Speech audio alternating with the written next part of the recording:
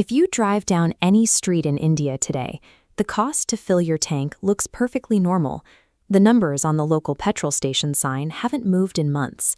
But that price stability is an engineered front, masking a massive and immediate economic vulnerability. The math is unforgiving. India imports roughly 80% of its crude oil, requiring a constant stream of energy to travel across thousands of miles of open ocean. This means the daily functioning of the entire Indian economy relies on foreign shipping lanes that the domestic military cannot effectively secure. That vulnerability was exposed in February 2026, when open conflict broke out between Iran and an alliance of the US and Israel. Facing superior conventional forces, Iran retaliated by targeting the physical geography of the region, shutting down commercial shipping in the Strait of Hormuz.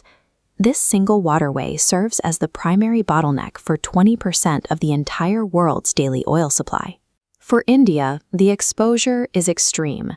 Nearly 60% of the crude oil powering Indian cities flows directly through that narrow passage.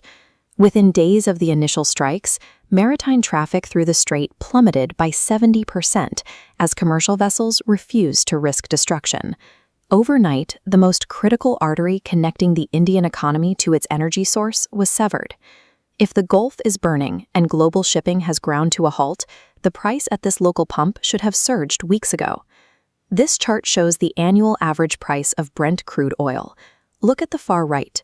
The war, marked here as Operation Epic Fury, triggered a massive oil shock that pushed prices toward the $100 mark.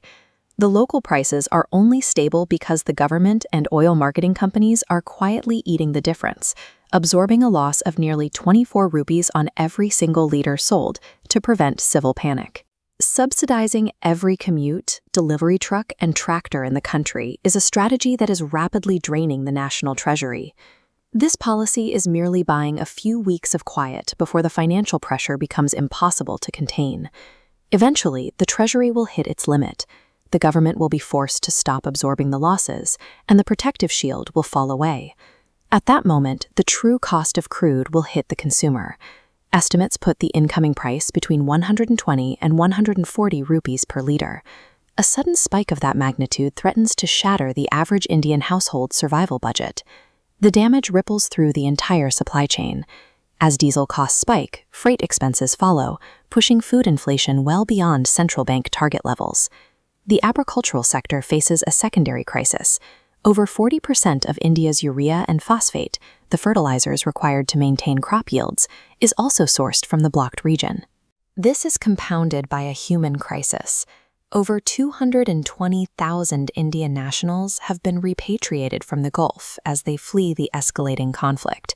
This reverse migration wipes out a crucial pillar of the economy. The diaspora previously sent home $125 billion in annual remittances that supported millions of families back home.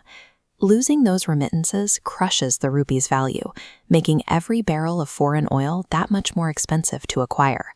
India is facing a dual economic strangulation, paying record prices to keep the country running while simultaneously losing billions in crucial income. In response, the government is scrambling to replace missing Gulf crude with Russian oil imports, but they are locked in a zero-sum competition against China for these limited shipments, further driving up the cost of survival. The final constraint is physical, the Indian Strategic Petroleum Reserves. These emergency underground caverns were designed to protect the nation from a sudden supply shock. However, these reserves only hold a maximum 30-day supply. The underground reserves are emptying, and the financial dam is breaking. The days of 94 rupee petrol are almost over.